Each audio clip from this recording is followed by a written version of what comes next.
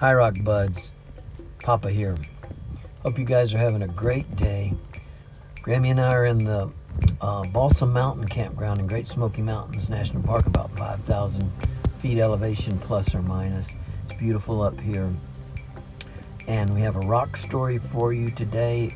It is Rock Story, Copper Hill Formation, Turbidite Sandstone, and some other rocks too. So this should be interesting and informative. Hope so. If so, please subscribe, and thank you so much for everyone who has subscribed. So here we go. Rock Story, Copper Hill Formation, Turbidite Sandstone, and others.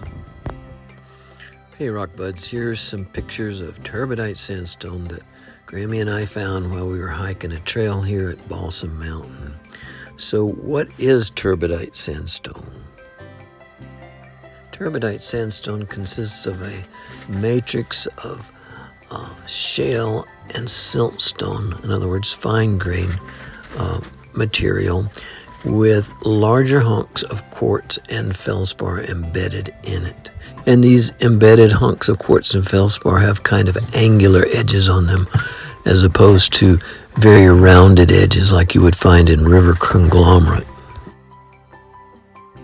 Those angular edges on those hunks tell us, first of all, that the big hunks did not spend a lot of time from the place where they started until they got into the turbidite sandstone environment. So water did not have time to round them very much. And the presence of a lot of feldspar in these big hunks when they occur also tells us the same thing, because feldspar would be eroded away if these hunks spent a long time in a stream being rolled and tumbled, whereas the quartz would be more resistant to weathering, and there would be much more quartz. Hope that makes sense. You'll notice that Abraham Lincoln's head from the penny is juxtaposed on this turbidite sandstone to illustrate that with turbidite sandstone, the hunks of quartz and feldspar are about the size of old Abe's head, plus or minus. Hey guys, now I gotta tell you that geologists don't call this rock turbidite sandstone. They just call it sandstone. But because of the fact that it's formed in turbidite situations that I'll explain later, I have come up with my own name of turbidite sandstone to distinguish it from regular sandstone. Regular sandstone has quartz grains that are equigranular, in other words, all the same size, and you know exactly what I'm talking about. But this is different, and yet geologists will call this Copper Hill sandstone. So that's confusing to me, so I've coined the term turbidite sandstone. So if you don't hear other geologists mentioning this term, it's because it's old Rock Papa's term. Here's another cool rock that we found on the trail, and this is Copper Hill Formation metagraywacke. Metagraywacke is very similar to turbidite sandstone, except the hunks are quite small. Metagraywacke is a turbidite formation, and for me, the size of the hunks in metagraywacke are about the size of old Abe's ear, much smaller. By the way, Rock Buds, both turbidite sandstone and metagraywacke have been slightly metamorphosed. You can still see the sedimentary structures, so they haven't been metamorphosed into a completely different rock. That's what the meta means. So where does turbidite sandstone and its little brother metagraywacke come from? Let's look at that. Here is supercontinent Rodinia that was in full swing about 1 billion years ago. It began to rift apart in about 750 million years ago. As Rodinia rifted apart, the crust was stretched and it broke. That left high spots called horsts and low spots called rift basins or grabens. The rift grobens filled with seawater, and since there was absolutely nothing growing on the horsts or high spots, whenever it rained or snowed and there was meltwater, the force of the water was strong and it brought down tremendous amounts of sediments and rock particles, all mixed up size-wise. All this mixed up material flooded into these basins and got rolled and tumbled and all mixed up even more, and that is called turbidite sediments.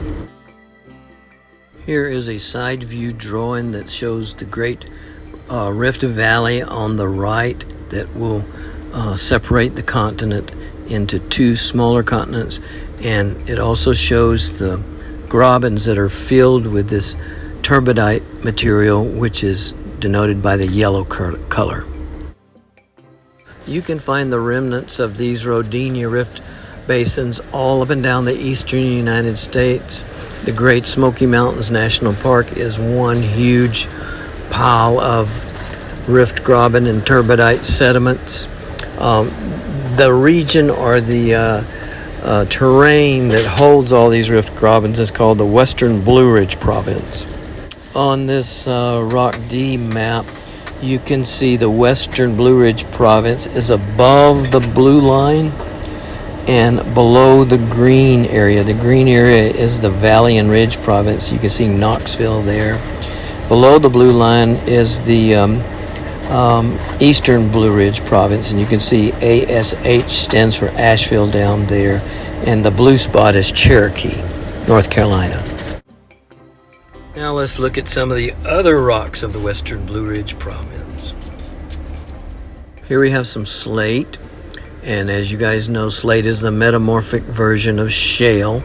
And shale is the sedimentary version of mud or clay. And here we have some phyllite. See how shiny? That's the muscovite that's coming out and shining as metamorphism increases. Phyllite is a metamorphic version of slate. And here's a lovely piece of quartz vein rock about 16 inches long. When you find quartz vein rock, you know you're in a metamorphic area. So how does quartz vein rock form? Metamorphic pushing and shoving opens up a small crack, and hot fluids carrying quartz deposit that quartz in the crack.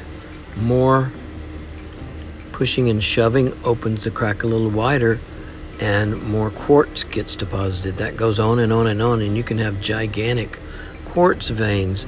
As a matter of fact, most, if not all, of the gold found in the eastern United States was embedded in massive quartz veins. We know that all the mashing and crashing from continental collisions in the eastern United States was from southeast to northwest by today's orientation. That's why the Appalachian Mountains run from northeast to southwest, oriented perpendicular to that pressure. So look at the long ways orientation of this hunk of quartz vein rock. It's aligned northeast to southwest. That may be a coincidence or it may not be. I found this in other areas where there are really long quartz veins to be true. Okay guys, so that's it for Rock Story, Copper Hill Formation, Turbidite Sandstone, etc. Hope you like this. Thank you so much for watching. Please subscribe. This is your Rock Papa saying, happy rock hunting. Papa out.